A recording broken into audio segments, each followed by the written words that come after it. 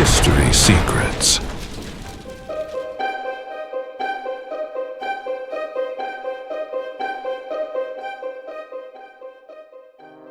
There is a question that appears repeatedly in debates about social inequality. Why is it so difficult to escape poverty? Many explanations tend to focus on individual factors: hard work, talent, discipline. But some scholars propose a different approach to understanding this problem: game theory. Game theory analyzes how people make decisions when they are placed within systems of incentives. It shows that many human choices do not depend only on individual will, but on the social environment in which a person is inserted. From this perspective, society can be seen as a set of different games, and each social group ends up learning different strategies to survive within these games. In many contexts, low-income individuals live in environments where the main survival strategy is to obey authority: bosses, police, institutions. Challenging these structures can bring immediate and dangerous consequences. For this reason, behaviors valued in this context tend to be different from those valued in more privileged environments: following rules, avoiding conflict, adapting quickly to orders. These skills can be essential to maintain stability in vulnerable situations. In environments with greater economic security, the game changes. People with more resources often interact in environments where negotiation and debate are valued. Instead of simply obeying, individuals are expected to argue, question, negotiate decisions. These differences end up influencing even how families raise their children. In more vulnerable environments, many parents prioritize teaching obedience, respecting authority, avoiding problems, maintaining stability. In families with greater economic security, education may emphasize other skills: debate and self-confidence, ability to argue, negotiation. None of these strategies is necessarily right or wrong. Each represents a rational adaptation to the social environment in which the family lives. The problem arises when these strategies produce very different social trajectories over time. Children raised to obey may have more difficulty in environments that require negotiation, while children trained to argue may feel more comfortable in competitive institutions. This type of dynamic helps explain why social structures can become very rigid. Even when individuals want to change their social position, the incentives around them can make that change difficult. In addition, leaving a social environment often involves significant risks: abandoning a community, migrating to another country, entering unfamiliar environments. These decisions can offer opportunities, but they can also generate losses and uncertainties. Historically, some of the main forms of social mobility involved exactly this kind of risk: migration, marriages between different social classes, or, in more extreme historical contexts, participation in wars or revolutions. These paths could open opportunities for upward mobility, but they also carried significant dangers. Not everyone was willing to take these risks. For this reason, many scholars argue that social mobility depends not only on individual effort, but also on institutional structures that expand opportunities: accessible education, dynamic labor markets, inclusive public policies.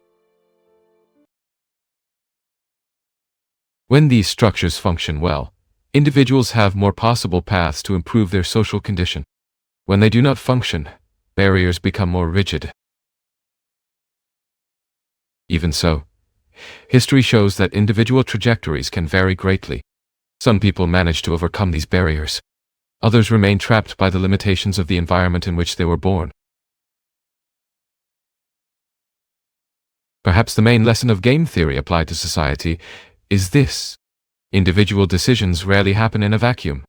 They are shaped by the incentives and risks present in the social environment. And understanding these incentives may be essential to understanding why certain patterns of inequality persist across generations. When we analyze social mobility through the lens of game theory, an important conclusion emerges. People do not always choose the path that offers the greatest potential gain.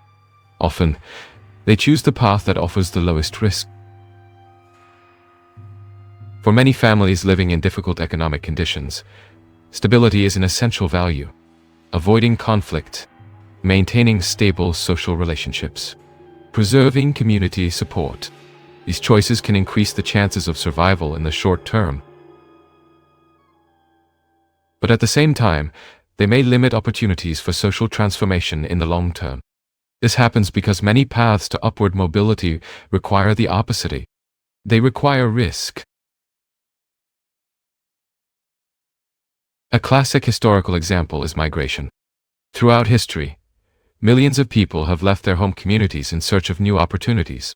They changed countries. They changed cultures. They completely changed their social environment. This decision can open doors, but it also involves deep uncertainty, distance from family, cultural shock, possibility of failure. That is why not everyone is willing to make this kind of decision. Another historical path of social mobility was marriage between different social positions. In many societies, family alliances were used to improve economic position or status. This type of strategy also appears in various social systems throughout history. There were also more dramatic mechanisms. In many historical periods, wars produced rapid changes in social structure. Individuals who demonstrated military skill could receive higher positions, land, titles, influence. But again, this path involved extreme risk, the risk of one's own life. These examples reveal an important pattern. A large portion of social mobility routes require decisions that challenge safer behavior. They require leaving the zone of stability. For this reason, some scholars argue that social mobility also depends on specific psychological traits: high tolerance for risk, intense ambition, willingness to face uncertainty. These traits are not equally distributed across the population. Many people prefer stability, security, continuity with the community where they grew up. This preference is not irrational. On the contrary, in many contexts, it represents the most prudent strategy. That is precisely why social systems can become very stable over time. Even when opportunities exist, few individuals choose high-risk paths. In addition, factors such as luck also play an important role. Unexpected opportunities, scholarships, decisive encounters, specific historical moments.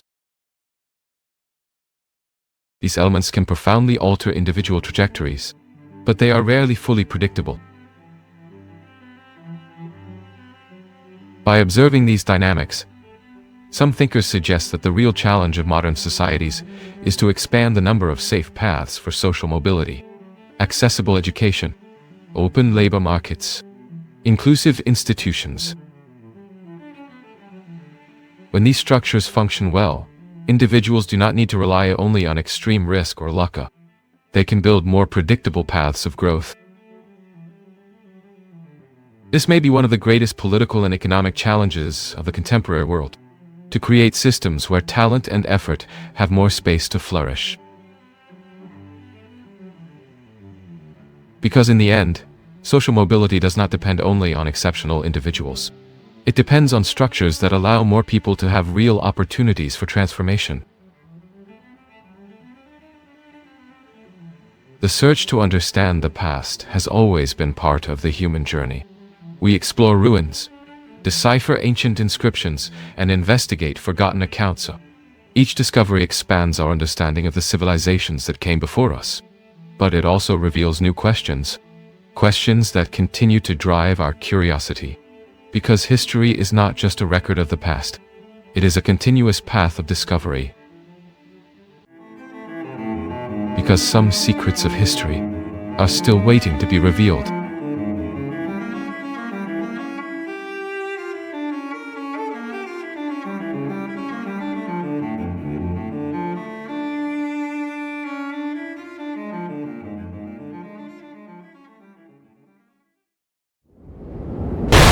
History Secrets.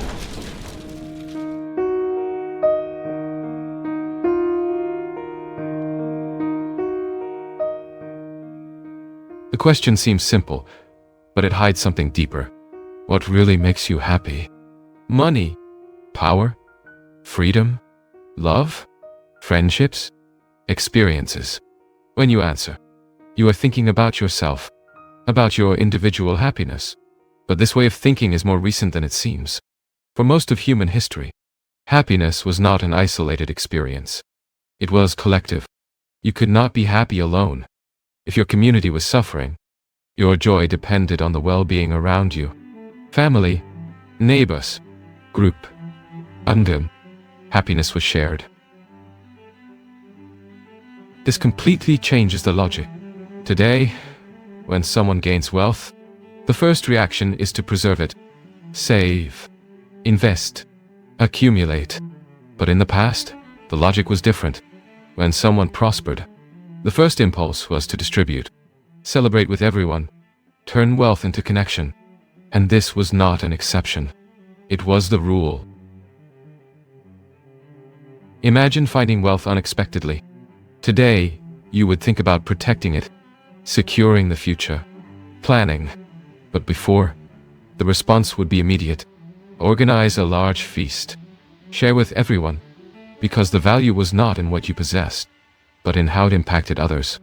Reputation did not come from accumulation, but from generosity.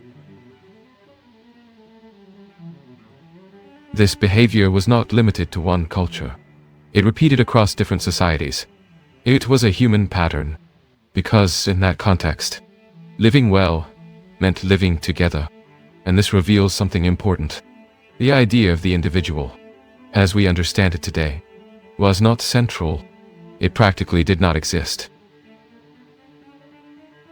And this becomes even clearer when we observe punishments.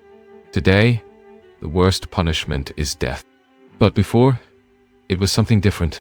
Being expelled, being excluded from the community, because that meant losing everything. Protection, identity, belonging. You cease to exist socially. And in that world, that was worse than dying. This raises an inevitable question. If the individual was not the center, what was? The answer is simple. The collective. And this completely changes the way we understand happiness. Because happiness was not about feeling good. It was about belonging, contributing, being recognized, being integrated. But then something changed. And that change brought a new way of seeing the world. A new structure. A new narrative. A narrative where the individual is responsible for everything. For their achievements, for their failures, for their destiny. And this seems positive. But perhaps it is not that simple. To understand this, we need to consider two different ways of seeing reality. The first is ancient. In it, the human being is not in control. There are greater forces, invisible forces, unpredictable forces that interfere in life. Gods, fate, structures beyond comprehension. In this model, you do not control everything. You react. You adapt. You coexist with the unexpected. The second view is modern. In it, everything is explainable. You are the result of processes, memories, experiences, biology, and therefore, you can control yourself, modify behavior, correct flaws, improve results. In this model, control is individual, destiny is in your hands. The question seems obvious. Which of these views is correct? The modern one seems more convincing. It is scientific, rational, accepted. This is what we learn. This is what we believe. But what if this certainty is misleading? The answer that seems most logical may not be the most true, because what we learn as science is not always neutral. Sometimes it is functional for a system. The modern view says that you have control, that your problems are inside you, that your emotions, your thoughts, your flaws are the result of your brain, your biology, your history, and therefore they can be corrected individually. But observe the effect of this. If everything is in you, then nothing is outside. The system stops being questioned. Society stops being analyzed. Structures stop being held accountable. And this changes everything. Because if the problem is individual, the solution is too. You do not need others. You do not need to act collectively. You only need to adjust yourself, adapt, correct yourself.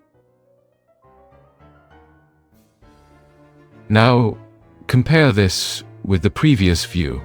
In that view, you are not alone. There are external forces. There are larger structures. And more importantly, there is the collective.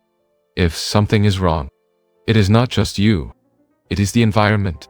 It is the context. It is the system. And this opens a powerful possibility: collective action. And here is a central point. If you believe everything depends on you, you isolate yourself. But if you understand that there are greater forces, you connect. You identify with others.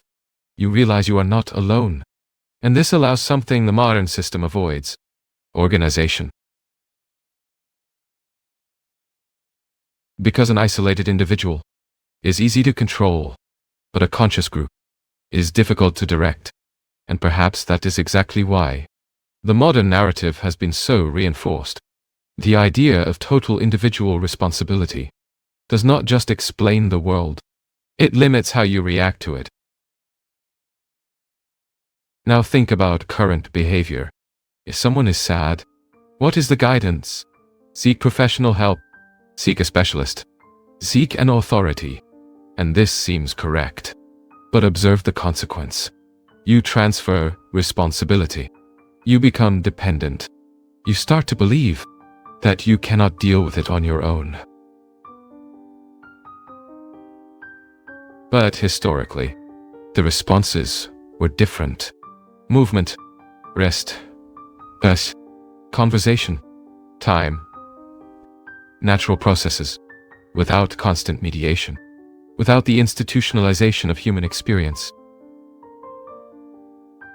And this does not mean rejecting knowledge, but questioning dependency, because a system that teaches you that you always need an authority is not just helping you, it is conditioning you. And then an interesting inversion emerges. The view that seems to give you total control may, in practice, weaken you, because it prevents you from seeing the whole, while the view that seems to limit your autonomy actually expands your awareness, because it shows you the system, it shows you the context, it shows you that you are part of something bigger. And this completely changes the game, because when you understand the context, you stop being merely reactive. You become strategic. Now, an inevitable question arises. If this shift in perspective is not neutral, who benefits from it? Why replace a collective view of the world with an individual one? The answer lies in the practical effect. When you believe you control everything, you work more. If you fail, it is your fault. If you do not progress, it is your responsibility. So, you push yourself. More hours, more energy, more dedication, because you believe the result depends only on you. But there is a silent consequence. You stop questioning the system. You do not ask if the rules are fair. You do not analyze the structures. You only try to adapt better. And this generates something extremely valuable. For those at the top, continuous productivity. Because, in the end, money itself does not produce anything. The real value lies in human work, in applied energy, in invested time, in accumulated effort. And to extract this value, it is necessary to keep people in motion, always seeking, always try, always correcting themselves. Now observe another effect of this logic. If everything depends on you, then you are alone. If you suffer, it is an individual problem. If you fail, it is a personal failure. And this prevents something fundamental: identification with others. Because, to act collectively, it is necessary to recognize a common problem. But if each person believes that their problem is exclusively theirs, there is no unity. There is no organization. There's no collective action. And without collective action, the system remains intact. Even if it generates dissatisfaction, even if it produces suffering, nothing changes, because each individual is busy trying to fix themselves. And when that attempt fails, something predictable happens.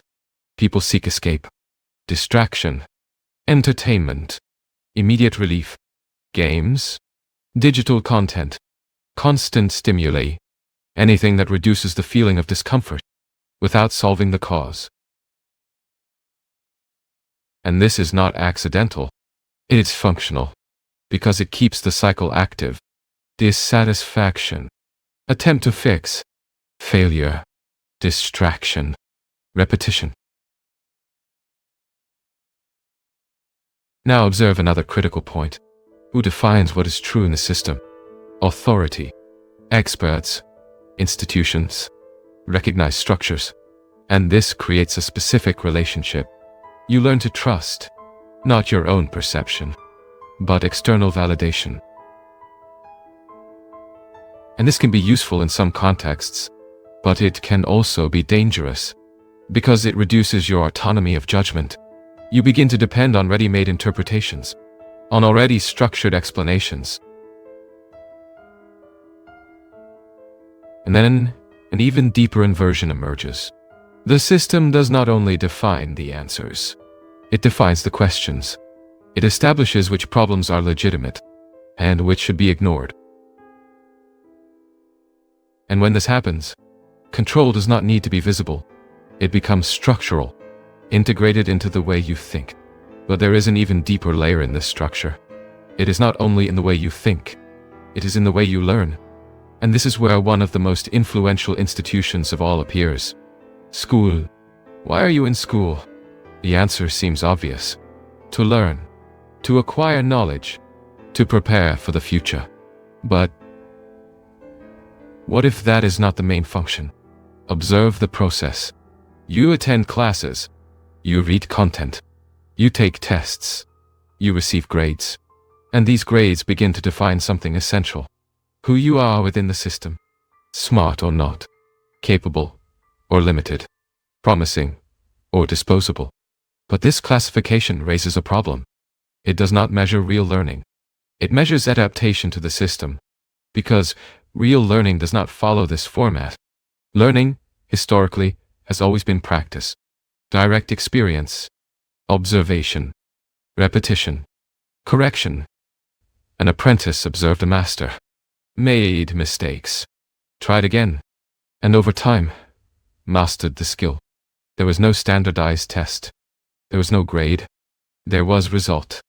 Now compare this with the current model. Years of study, accumulated theory, constant evaluations, but little real experience. And this creates a curious situation.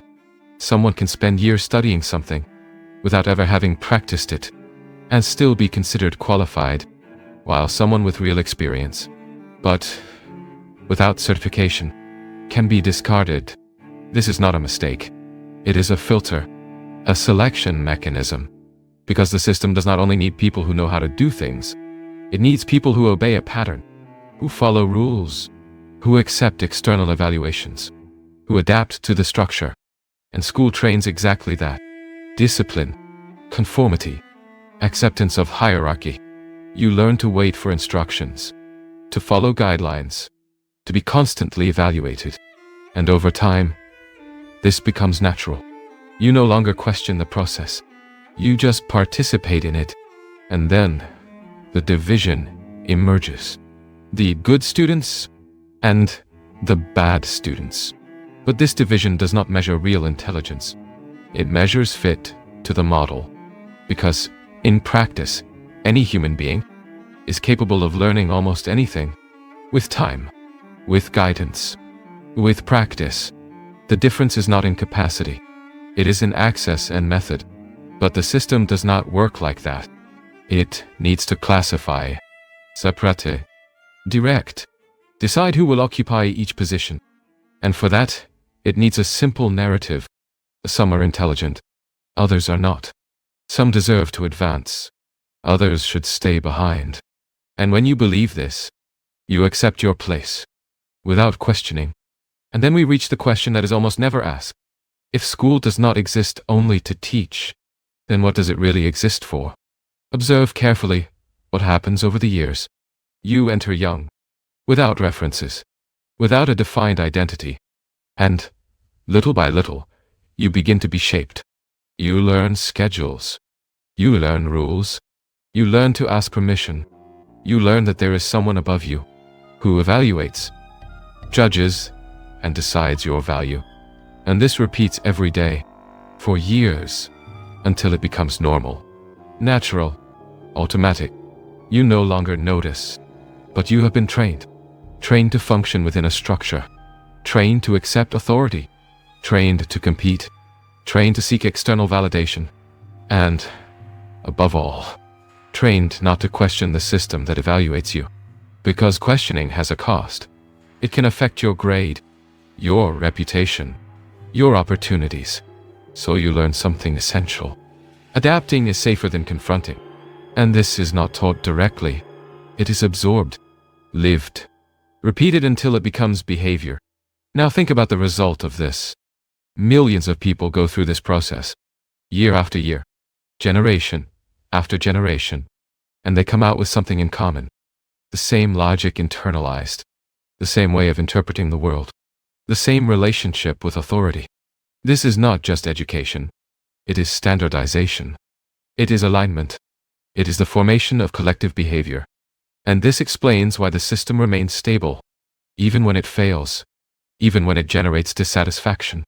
Because people have been trained to remain within it, not only by necessity, but by conditioning. Now, return to the initial idea.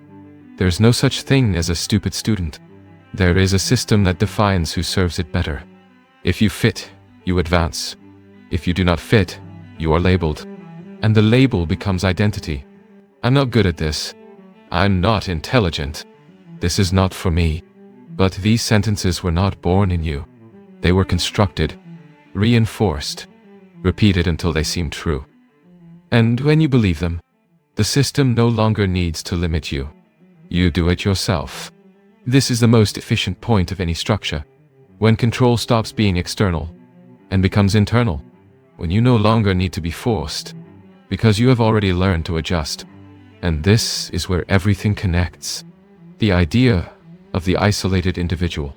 Total responsibility for oneself. Dependence on external validation.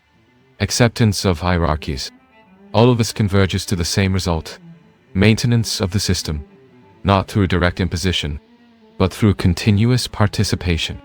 And at this point, the final question emerges.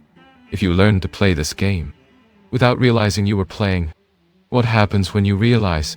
When you realize the game, something changes. Not in the system, but in you. Because the system is still there. The rules are still working. The structures remain. But the way you position yourself stops being automatic. You begin to see patterns.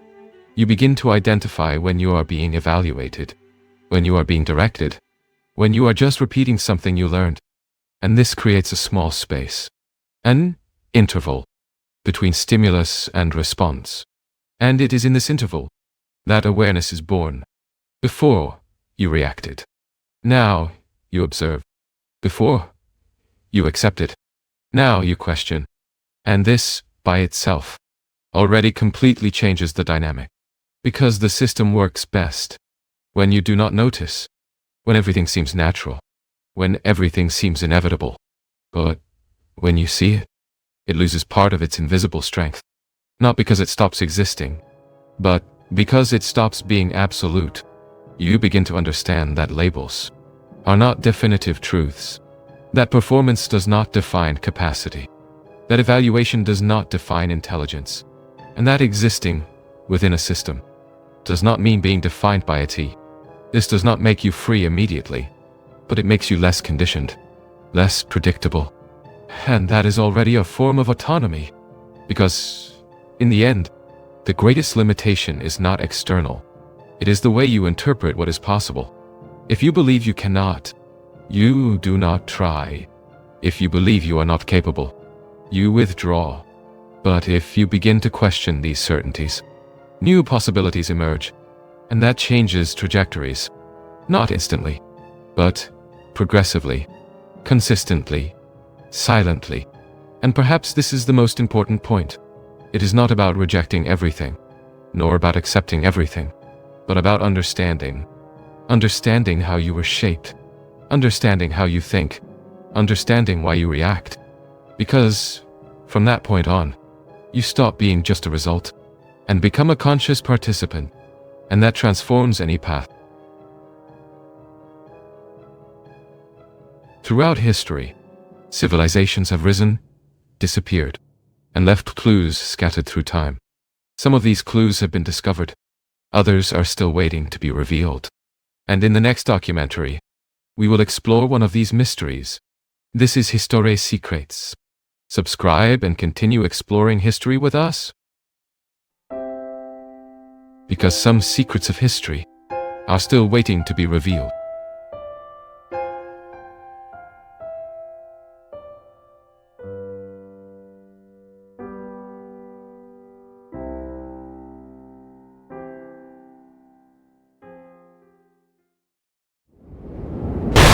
History Secrets.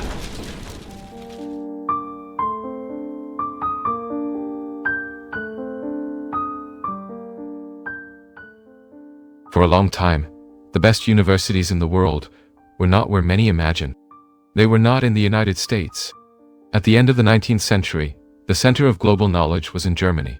It was there that the greatest scientific advances were concentrated, the most respected researchers, and most of the future Nobel Prize winners. France came right after, followed by the United Kingdom. America, in this scenario, practically did not exist on the academic map, but something began to change.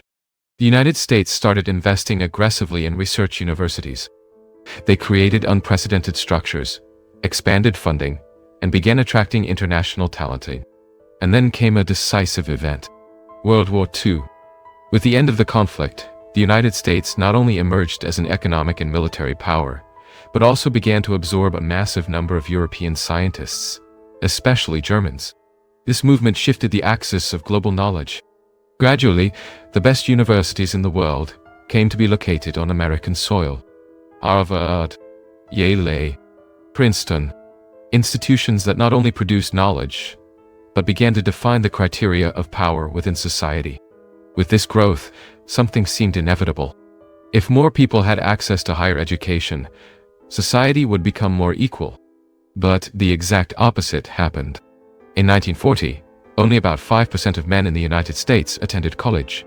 Today, that number exceeds 35%, an impressive advancement. However, instead of reducing inequality, this increase coincided with a significant rise in economic disparity. The Gini coefficient, which measures income inequality, has surged in recent decades. The United States has become one of the most unequal societies in the world. And this raises an inevitable question. How did a more educated nation also become more unequal? The answer is not only in the economy. It lies in the invisible structure that organizes access to power. Another indicator reveals an even more unsettling phenomenon: social mobility. In the 1940s, most people lived better than their parents' There was a sense of continuous progress, that each generation advanced a little further. But this pattern began to disappear. Today, a large portion of the population no longer surpasses the previous generation. Economic growth continues, but its benefits are not distributed evenly. Wealth concentrates, and it concentrates in an extreme way. In the United States, a significant portion of total wealth is in the hands of the richest 1%. This means that, even as the country becomes wealthier, that growth does not reach the majority of people. At the same time, another phenomenon intensifies: the cost of education. Universities, especially elite ones, have become increasingly expensive. Access to higher education now depends not only on merit, but also on financial capacity, directly or indirectly. And this has brought a silent but devastating consequence: student debt. In the United States, student debt has become one of the largest economic burdens for young people. Unlike other types of debt, it cannot be eliminated through bankruptcy. It follows the individual for life, and in many cases, extends across generations. This scenario creates intense psychological pressure, and begins to reflect in another concerning indicator: mental health. Interestingly, studies show that middle and upper-class students present higher rates of depression than low-income students. One possible interpretation is that the system does not only demand performance, but imposes an identity based exclusively on success. And when that success fails, the impact is profound. Faced with this scenario, a fundamental question arises: what, exactly, created this system? The answer goes back to two central figures: James B. Conant and Harry Chauncey. Conant, president of Harvard for decades, was one of the main figures responsible for transforming the university into a global powerhouse. He introduced the use of standardized tests, such as the SAT, with the stated objective of identifying talent across the country. The idea seemed meritocratic, selecting the best, regardless of origin. But there was a structural detail. The system was designed within Harvard, and, inevitably, it began to reflect Harvard's interests. Harry Chauncey, in turn, took this logic even further. By assuming a central role in the creation of the Educational Testing Service, ETS, he expanded the model of standardized evaluation across the entire country. SAT, TOEFL, GRE, tests that today define access to the world's leading institutions. Together, these two men helped consolidate what we now know as modern meritocracy, a system that promises equal opportunity, but that, in practice, reorganizes access to power. And the results are evident. In 1940, about 90% of applicants were accepted at Harvard. Today, that number has dropped to approximately 5%. Access has become extremely selective, and, at the same time, extremely powerful. Harvard's endowment exceeds tens of billions of dollars, a level of wealth comparable to many countries. And this wealth is not only financial, it translates into influence. Graduates from these institutions dominate key positions in society, politics, economy, academia, justice. The American elite, to a large extent, passes through these universities, and often, they do not even realize it. There is a curious disconnect. When questioned, many members of these elites do not recognize their own dominance. They believe they occupy these positions due to individual merit, without perceiving the collective structure that sustains this pattern. This raises an important hypothesis. The most effective form of power is not the one that imposes itself explicitly. It is the one that becomes invisible to those who exercise it. But access to these universities is not the only factor. There is a second level, more discreet, more exclusive. Within these institutions, there are social clubs and societies that function as networks of influence. At Yale, for example, there is the famous Skull and Bones, a society often associated with figures of high political and economic power. At Princeton, clubs such as the Ivy Club play a similar role. These spaces are not merely social, they function as environments for strategic connection. And, in many cases, they shape trajectories of power. A symbolic example occurred in the 2004 presidential election. George W. Bush and John Kerry, both candidates, both members of the same secret society at Yale. This kind of coincidence raises questions. To what extent is the political system truly competitive? Or to what extent does it operate within a closed circle? These questions do not have simple answers, but they suggest that the concept of meritocracy may be more complex than it appears, and perhaps more structured than we imagine. There comes a point when a system stops being merely efficient and begins to become self-referential. That is, it does not only select the best, it begins to reproduce itself. In the United States, this phenomenon can be clearly observed when we analyze who occupies positions of power. A study published in the journal Nature investigated the educational background of the American elite. The results were consistent. A disproportionate share of these positions is occupied by graduates from a very specific group of universities: Harvard, Yale, Princeton, MIT, Stanford, the so-called academic elite. But the most intriguing detail is not only the concentration, it is the perception. When members of these institutions were asked how many of their colleagues also came from these universities, most of them drastically underestimated that number. In other words, they do not recognize their own concentration of power. This suggests something deeper, a system that becomes naturalized, that becomes invisible, and precisely because of that, difficult to question. This structure not only defines who rises, it also influences how decisions are made. A clear example of this can be seen in the financial crisis of 2008. At that moment, the American economic system collapsed. Banks failed. Millions of people lost their homes, and the government had to act quickly. But who made those decisions?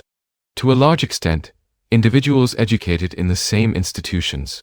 Larry Summers, former president of Harvard; Timothy Geithner, educated at Dartmouth, both with strong connections to Wall Street. They led the government's economic response, and they chose a specific strategy: to save the banks. The justification was to protect the economy as a whole, but this decision generated an inevitable criticism. If the banks were rescued, why did ordinary citizens not receive the same level of support?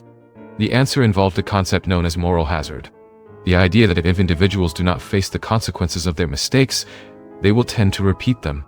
Curiously, this argument was applied selectively. Financial institutions were saved. Ordinary individuals, for the most part, were not. This created a sense of injustice, and that feeling did not disappear. It accumulated. A few years later, that feeling would manifest politically. Barack Obama was elected with the promise of change. He represented, for many, the possibility of a break from the system. But his economic team was composed of members from the same institutional circle. This created a perception of continuity, not transformation. And, over time, this frustration found another outlet: Donald Trump. His rise cannot be understood only as an isolated phenomenon. It can be interpreted as a reaction, a response to the feeling that the system was closed, that the rules of the game always favored the same people, and that meritocracy, in practice, was not as open as it seemed.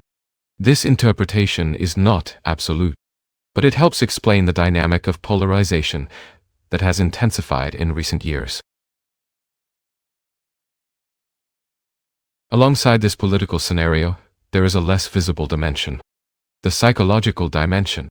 The meritocratic system does not only organize opportunities, it shapes behaviors, and in many cases, identities.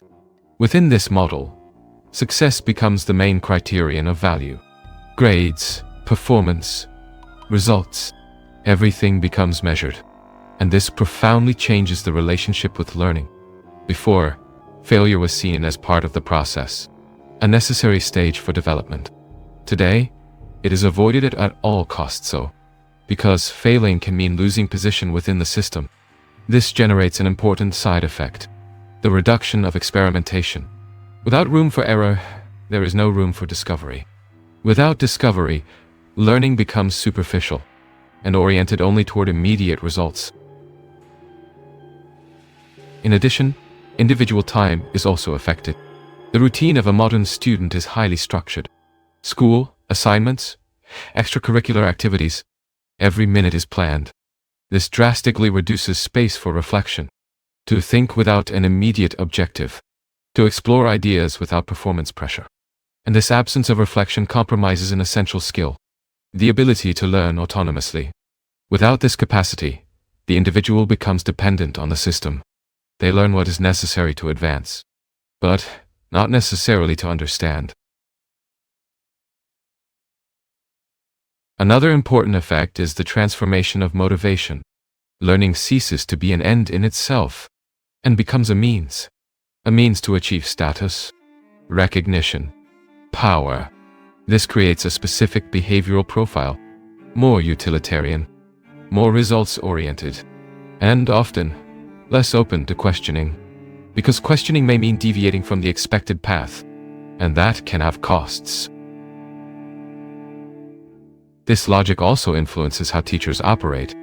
In a highly competitive system, evaluations become central, and students begin to react directly to those evaluations. Low grades generate complaints, institutional pressures increase, and gradually, the space for challenging teaching diminishes, because challenging implies risk, and risk is not welcome in an environment where everything is measured. Faced with all this, a relevant hypothesis emerges. Meritocracy, instead of promoting equality, may be reinforcing inequalities. Not only economic, but cognitive. Instead of forming more autonomous and critical individuals, the system may be producing highly adapted profiles. And, at the same time, limited by the very structure that rewards them. This is not a definitive conclusion, but is a possible reading, and perhaps a necessary one, because understanding how the system works is the first step to questioning it, and, eventually, transforming it. There is an idea that is rarely questioned, that the most successful people are also the most prepared. But what if this relationship is not as direct as it seems? What if success, within this system, depends on factors that go beyond competence? When observing highly successful profiles, a curious pattern emerges. Many of them carry stories of trauma, intense experiences, extreme situations, not as an exception, but as a recurrence. One possible interpretation is that these experiences function as fuel. They transform pain into drive, pressure into productivity, and, in some cases, fragility into extreme performance. But this raises a delicate question. Is this type of success sustainable? Or does it come with an invisible cost? An illustrative example helps to understand this dynamic. Johnny Kim, a former Special Forces member, a Harvard-trained physician, and a NASA astronaut, a profile that almost perfectly represents the system's ideal of excellence. But behind this trajectory lies a story marked by family violence, deep trauma, and the process of personal reconstruction. This does not invalidate his achievements, but it suggests that, in many cases, extraordinary performance does not arise only from talent or discipline.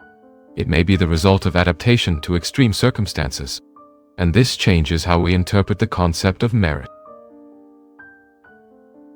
Another relevant point is the ideological consistency of these public figures. Many contemporary leaders show significant shifts in positioning over time.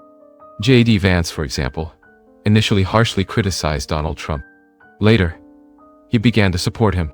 This shift can be interpreted in different ways: political strategy, adaptation to context, or lack of deep convictions. This last hypothesis is controversial, but it raises an important reflection.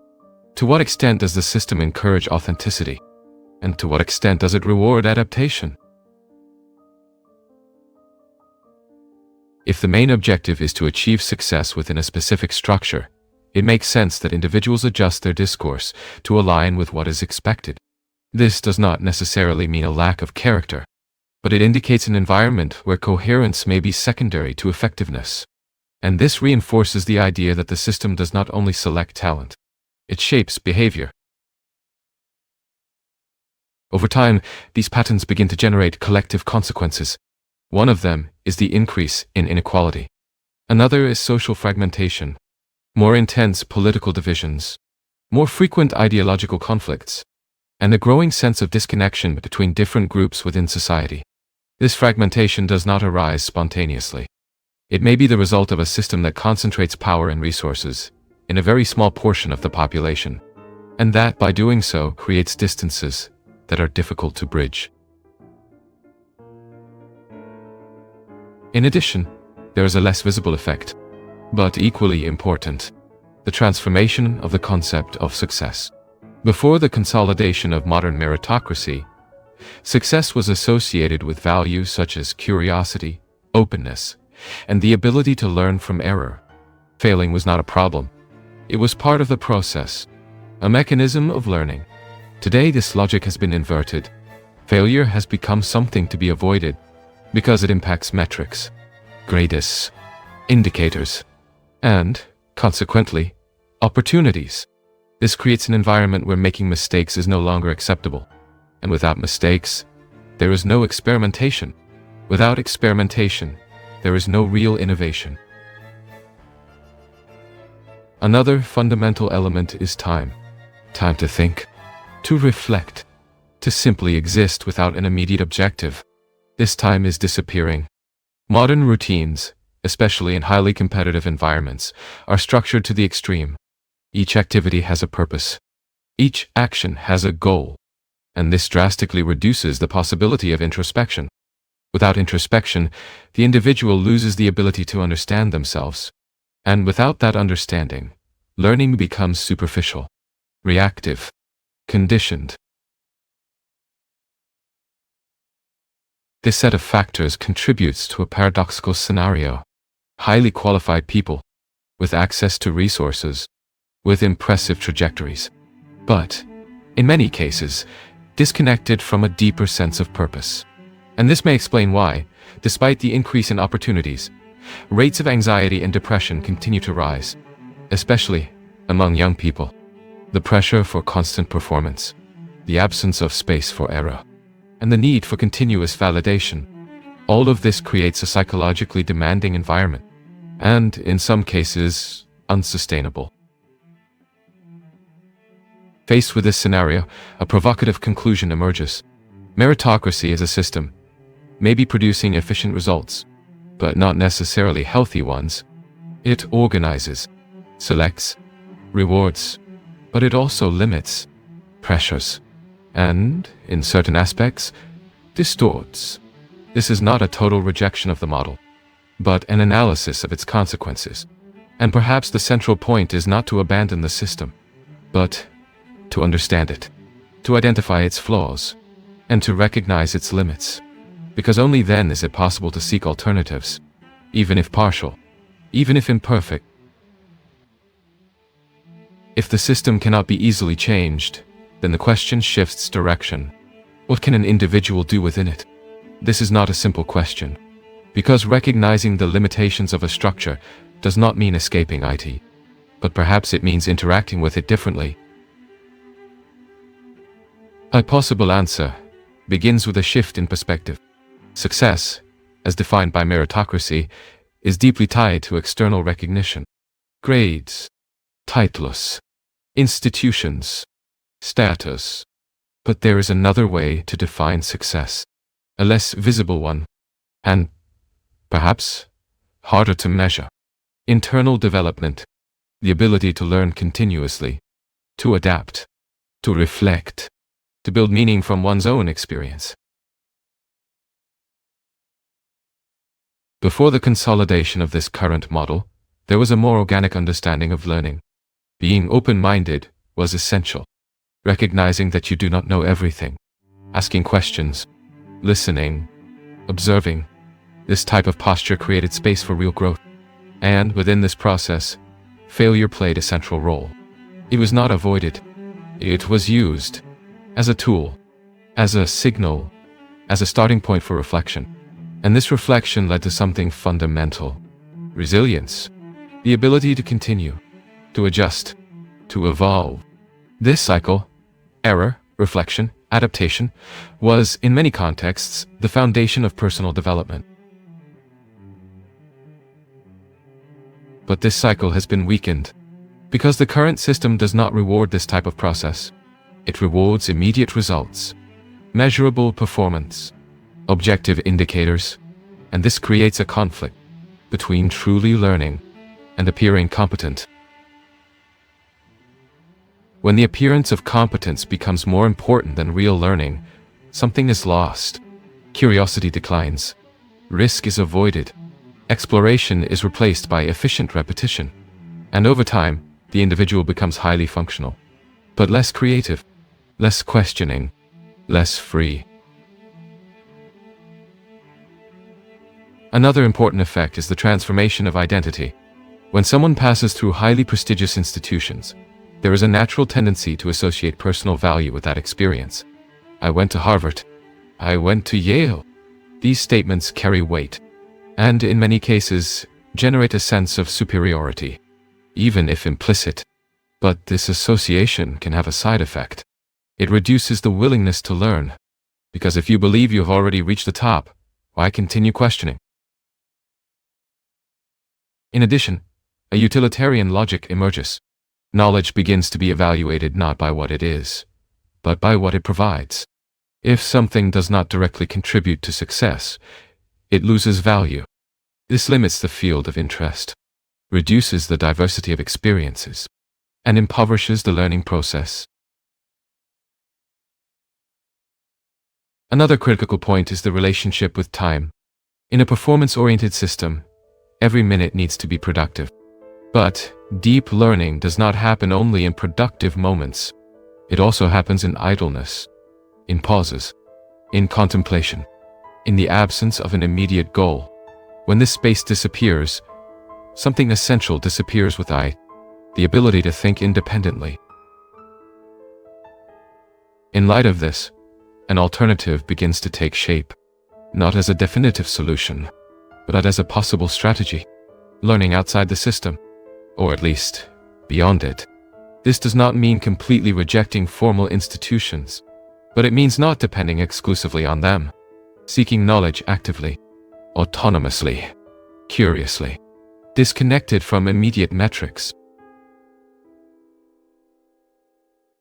This type of approach requires discipline, but it also requires courage, because it implies accepting failure, accepting uncertainty, and often following paths that are not recognized by the system, but it can offer something the system does not easily provide: authenticity. Another important aspect is redefining success. If success ceases to be only status and begins to include personal growth, continuous learning, and internal coherence, then choices also change. The focus is no longer just arriving. It becomes how to arrive. And, perhaps more importantly, why to arrive. This shift does not eliminate external pressures, but it changes how they are interpreted. And this can reduce the psychological impact of the system, because personal value no longer depends exclusively on external validation. However, this approach also has limitations. It does not solve structural inequalities. It does not change the concentration of power. And it does not eliminate institutional barriers. But it offers something within the individual's reach: awareness. And, from it, choice. Perhaps this is the central point. It is not just about criticizing meritocracy, but about understanding how it works, how it influences decisions, and how it shapes expectations. Because, by understanding these dynamics, it becomes possible to navigate them with more clarity, and, in some cases, with more freedom. The question, then, remains open. If the system does not change easily, and if its consequences are already visible, what is the role of those who participate in it? To accept, to adapt, or to transform? Perhaps there is no single answer, but the reflection itself is already a starting point. Many civilizations flourished before ours. Some dominated vast territories. Others disappeared almost without leaving traces. What remains are clues, scattered through time, silent monuments, fragmented manuscripts, stories passed down through generations. Each discovery brings us a little closer to the truth, but history still holds many secrets. Because some secrets of history are still waiting to be revealed.